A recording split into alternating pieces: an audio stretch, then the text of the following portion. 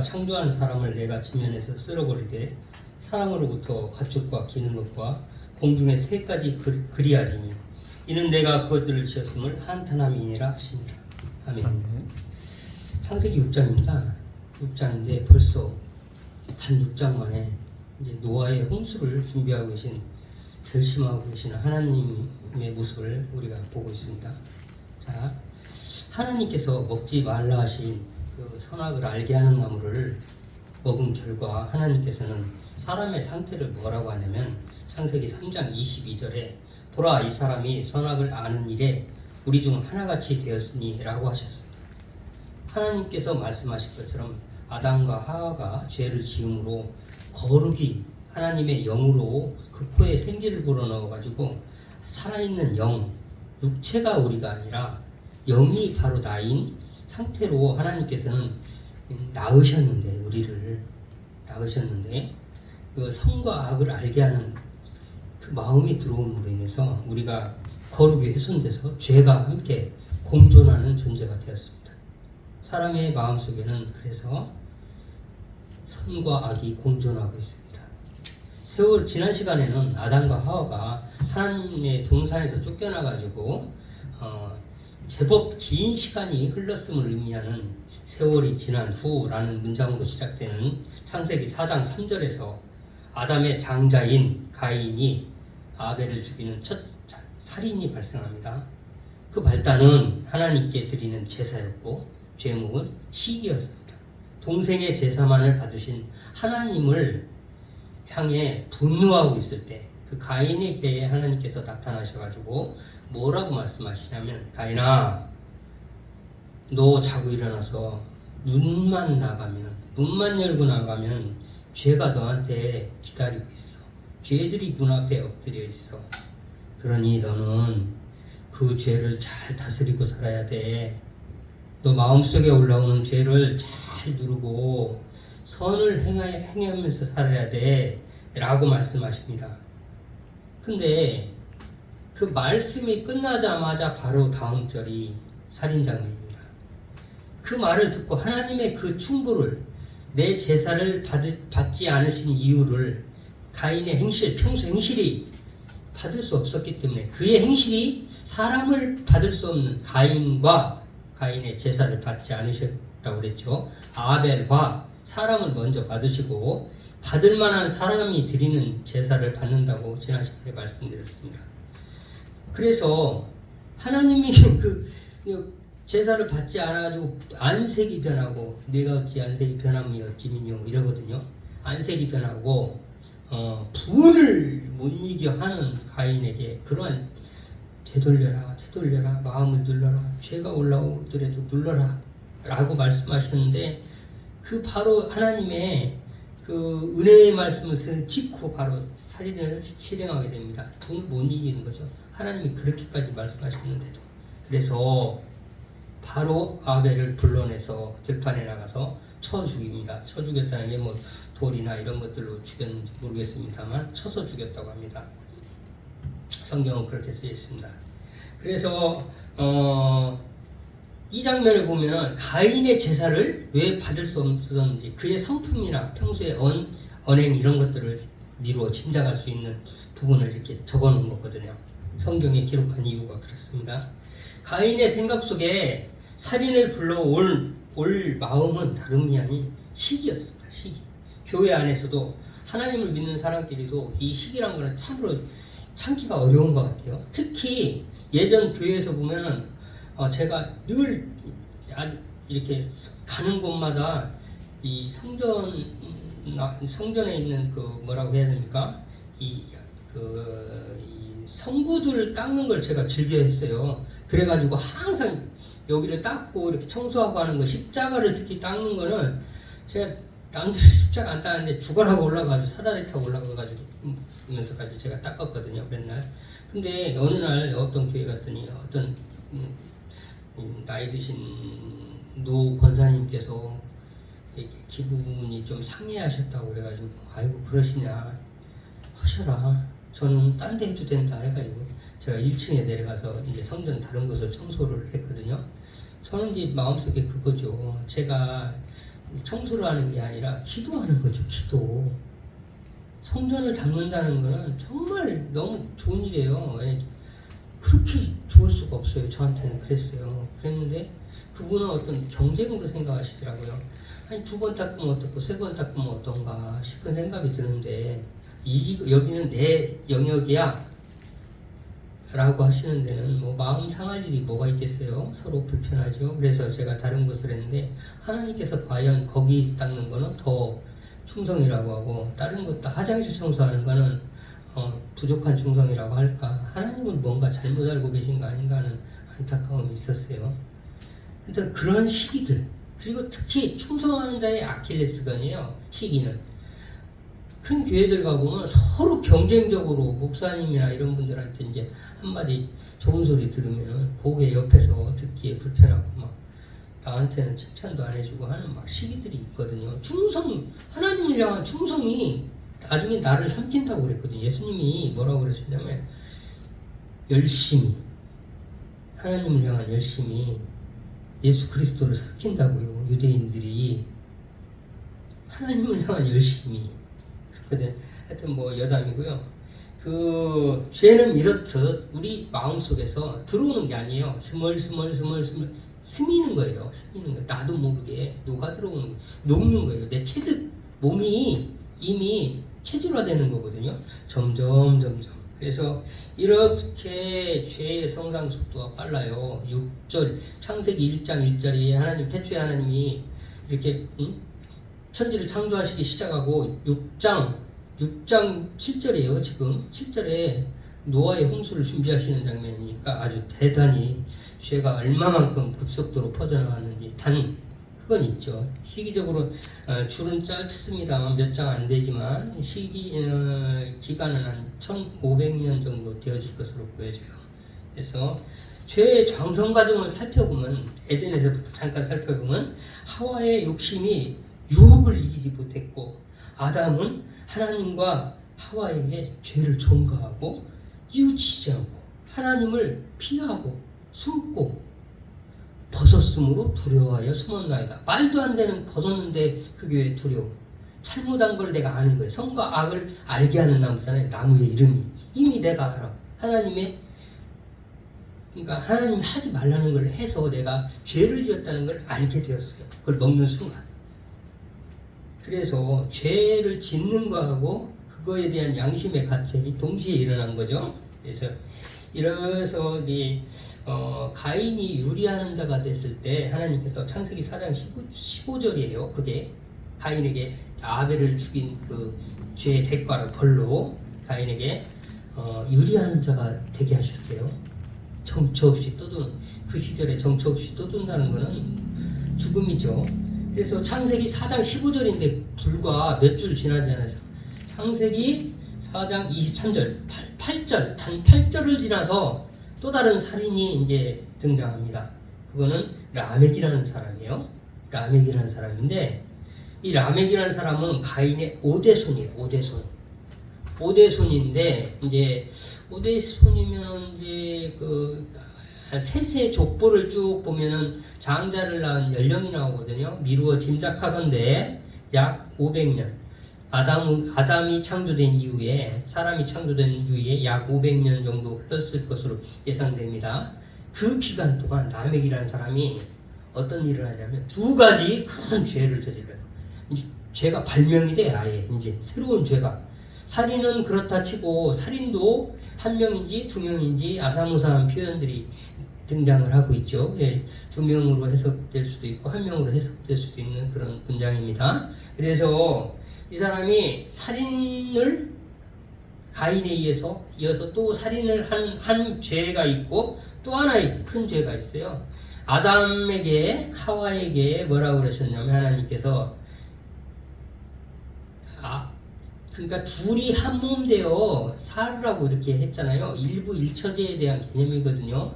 남자의 부족한 부분을 여자가 좀 돕는 배필로 만들어서 도와주면서 부족한 부분을 채워서 완전한 사람의 역할을 하면서 서로 도와주고 살라고 했는데 그것을 어기고 이 사람은 2사람, 아다와 실라라는 2 부인을 데리고 있었으며 그다음에 이제 살인을 한 거죠. 또 다른 살인을 한 거예요. 근데 이 살인을 한 이후의 행동이 성경에 자세하게 기록이 되어 있어요. 내 아내여 들으라, 아다와 실라여 들으라 하면서 자기가 어떤 상처, 남들한테 이렇게 어떤 상처 뭔지는 모르겠지만 그 내용은 나와 있지 않지만 마음의 상처인지 뭔가 기분 나쁘게 했다든지 아마 그러지 않았나, 상처로 인하여 아니면 그 몸의 상처일 수도 있겠죠. 둘이 싸웠던지 하여튼 그 살인한 배경이 잠시 나오고 그 뒤에가 문제예요. 뭐냐면 그 시대에 내가 살인을 했는데, 내가 분을 이기지 못하고 살인을 했는데 가인을 위하여는 하나님께서 벌이 가인을 해하는 자는 7배나 더한다고 하셨는데 라멕을 위하여는, 나를 위하여는 77배 1이로다 이렇게 이야기해요. 자기 스스로가 그렇게 하는 거예요. 하나님이 보호해준다는 의미가 아니라 이건 뭐냐, 내가 가만두지 않겠다는 협박과 같은 얘기를 하고 있는 거예요. 그래서 칼의 춤이라고 하잖아요. 네? 그래서 성경은 라멕을 통하여 그 시대 사람들이 죄에 대하여 얼마만큼 둔감한 상태인지를 적나라하게 설명하고 있는데요. 어느 정도냐면 그 살인한 후에 보면은 양심의 가책이라는 게 전혀 없습니다. 아내들한테 하는 얘기를 들어보면 다른 사람들에게 마치 협박 같은 말을 하고 있는 거예요. 가인은 하나님께서 벌을 7배나, 너를 해하는 자를 벌을 7배나 주겠다고 했지만 라멕은 지금 칼을 춤이에요. 칼을 들고서 하는 얘기예요. 칼을 들고서. 나를 해하는 자는 벌이 77배 1이로다 이런 말을 하고 있거든요. 가인이 동생 아벨을 죽였을 때 하나님께서 세상에서 유리하는 자가 되라는 하나님의 벌에 대하여 그 은혜로 베푸신 기회를 회개하고 돌아오라고, 내가 내리는 벌은 사람을 해하는 게 없어, 다시 돌아오라고, 나는 기다리는 하나님이야 라고 은혜로 베푸신 기회를 회개를 하는 게 아니라 오히려 사람들이 그동안 악용하고 이렇게 죄가 장성하고 험악한 세상이 되었다는 것을 보여주는 장면이고, 또한 안 죽어, 걱정 마 라는 사단의 하와에게 했던 게임이 점점 세상을 지배하고 있는, 오히려 확장되고 있는 그런 모습인 거죠. 살인을 하고도 죽지 않는 걸 봤으니까, 가인이 하나님께 하신 걸 봤으니까 그렇거든요. 그래서 사람은 애초에 하나님의 영을 불어넣어서 생명으로 낳으셨는데, 하나님께서 낳으셨는데 득죄로 말미암아 그 거룩을 잃고 육체가 된 사람, 이 육체가 된 사람들은 뭐냐면 내 영을 나라고 생각하지 않고 당장 내 육체에 해가 오지 않으면 내 속에 있는 죄성이 나를 향해서 이렇게 얘기하는 거예요. 괜찮아, 괜찮아, 걱정하지 마, 별일 없잖아. 내일 아침이면 눈을 뜰 텐데 그걸 내일 아침에 눈 뜰 거 걱정하는 사람이 있어요? 특별한 말기암 환자라든가 이렇게 생명이 위독하고 산소호흡기를 병원에서 끼고 있는 사람 아니라면은 대부분 내일 아침에 눈 뜰 거를 의심하는 사람은 없단 말이에요. 그러니까 내 육체가 살아있는 거에 대해서 장담할 수 있는 상황이니까 걱정이 없는 거예요. 하나님 앞에 서는 그날이 도둑같이 온다고 그랬는데, 예? 내가 언제 어떻게 될지 모르잖아요. 근데 사람은 그런 마음을 가지고 살아요. 그게 에덴에서부터 내려오는 사단의 전략입니다. 그 말은 정말 달콤하고 그럴듯해요. 그리고 오늘도 우리의 귀에 마치 맞는 말로 들려요. 왜? 내 육체는 내일 아침에 눈을 뜰 테니까요. 근데 성경은 뭐라고 얘기하냐면, 죄가 들어간 우리에 대해서 내일 눈을 뜰 육체, 그게 내가 아니라니까요. 나의 본질은 영인데, 그걸 보고 하나님께서 노아의 홍수 내리기 바로 직전에 하신 말씀이 사람이 육체가 되었다고 말씀하시는 겁니다. 사단은 사람보다 더 잘 알아요. 뭘 잘 아냐면 하나님의 선함, 하나님의 인자하심, 측량할 수 없이, 측량이 불가능한 만큼 한량없이 은혜를 베푸시고 돌아오기를 기다리시고, 하나님은 살인을 하시는 분이 아니라는 걸 안단 말이에요. 사단이 그걸 이용하고 있는 거예요. 사단은 사람의 타고난 기질이나 본성, 추구하는 꿈, 각자의 죄성에 맞게 적절하게 마치 은혜인 것처럼 포장해서 오늘날도 마찬가지입니다. 그러므로 우리 주 예수 그리스도의 말씀을 붙잡지 않고서는 사단을 우리가 이겨낼 방법은 없는 거예요. 사단이 그렇게 만만한 존재가 아니에요. 사람이 사단을 이길 거라고 생각하는 거는 그거는 착각이죠. 이처럼 하나님이 가인에게 베푸신 은혜를 악용하여 하나님의 사랑을 악용하여 죄가 들어가 죄성 안에 철저하게 갇혀있는 우리들 속에서 자신들도 모르게 내 안에 있는 죄가 점점 더 성장하여 급기야는 아벡처럼 우리도 스스로 모든 것을 판단하고 결정하는 내가 하나님이 되어버리는 것입니다. 나를 해하는 자는 벌이 77배에 이르로다 이 말을 할 때 라멕이 품은 소금감은 무엇이겠습니까? 누가 벌을 준다는 말이죠? 내가 나를 건들면 그냥 안 두겠다는 얘기예요. 지금 그 정도로 사회가 사회란 원시 사회니까 진짜 무서운 일이 생긴 거예요. 양심의 가책이 전혀 없는 상태를 볼 수가 있고요. 창세기 4장 24절에 보면 라멕이 살인을 하고도 두 아내들에게 이런 협박을 하고 있는 거예요. 아내들에게 선언을 하고 있는 거예요. 그래서 라멕이 살인을 하고도 그럼 뭐 이렇게까지 당당한 이유가 있을 것 같지 않아요? 그 답은 그 앞절에 나와 있어요. 라멕의 아들이 두발 가인이에요. 공교롭게도 이름이 가인이에요. 두발 가인. 근데 그 두발 가인이라는 사람이 아다라는 사람이 두 사람의 아들을 낳는데 하나는 수군과 퉁수로 본 사람의 조상이 되고요. 그 다음에 이제 양치는 자의 조상이 되고 또 하나 아들은 근데 신라가 낳은 아들이 두발가인이에요. 두발가인에 대해서 성경이 기록하고 있는 건 뭐냐면 그는 대장장이에요. 대장장이. 그 당시에 새로운 물건을 발견했는데 쇠약. 그게 동이 됐던 철이 됐던 모르겠어요. 노아 이전의 이야기이기 때문에 하여튼 쇠를 다루는 사람이라고 나와 있고 어떤 성경에는 날카로운 도구를 만드는 자 이렇게 돼 있어요. 뒤에 번역하고 하다 보니까 또 다른 성경이 나오고 또 다른 성경이 나오면서 번역하는 사람들은 자기가 아는 만큼 번역해 버렸어. 그러다 보니까 변질됐는데 옛날 성경에는 날카로운 도구를 만드는 자라고 돼 있어요. 날카로운 도구가 뭐겠어요? 칼. 아들이 칼을 만들었어요. 칼을 발명했어요. 세상에 없던 거를. 그러니까 무서운 사람인데 이렇게. 그 바로 다음 장면이 셋 계열이 등장합니다. 셋 계열은 창세기 4장 26절 셋도 아들을 낳고 그의 이름을 에노스라 하였으며 그때 사람들이 비로소 여호와 이름을 불렀더라. 비로소 이게 중요해요. 비로소 버티다 어떠한 상황이 돼서 자연스럽게 생겨난 게 아니라 어쩔 수 없는 상황이 돼서 죄가 만연해서 힘없고 선량한 사람들은 살 수 없는 세상, 무서운 세상이 지금 같은 법치주의가 아니란 말이에요. 경찰이 있고 검찰이 있고 뭐 그런 시대가 아니잖아요. 그때는 주먹이 쓴 게 뭐 약육 강식의 사회 아니었겠어요? 그래서 시간이 지날수록 사람이 힘이 지배하는 무서운 세상이 되니까 이 압제당하는 사람, 약한 사람 누구겠어요? 하나님의 계열이에요. 셋의 계열에 있는 셋의 아들이에요. 에노스.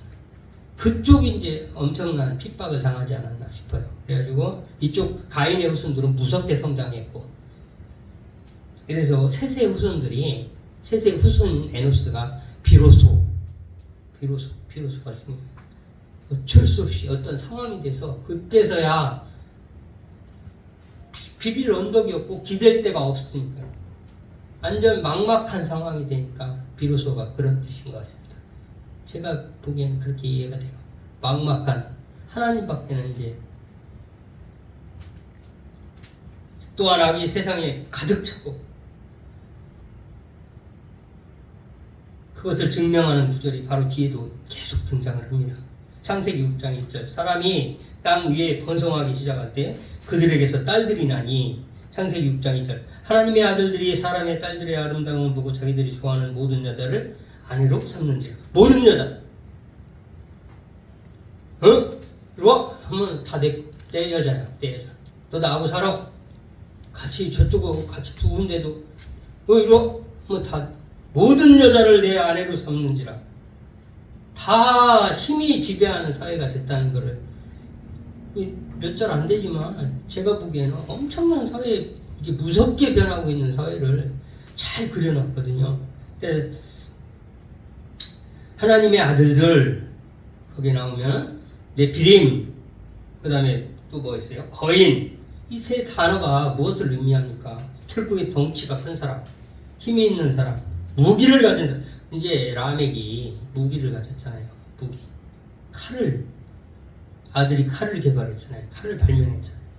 그래서 모든 것이 힘으로 결정되는, 힘이 지배하는 무서운 세상으로 변해가고 있음을 라멕의 이야기를 통해서 이렇게 보여주고 있는 것입니다.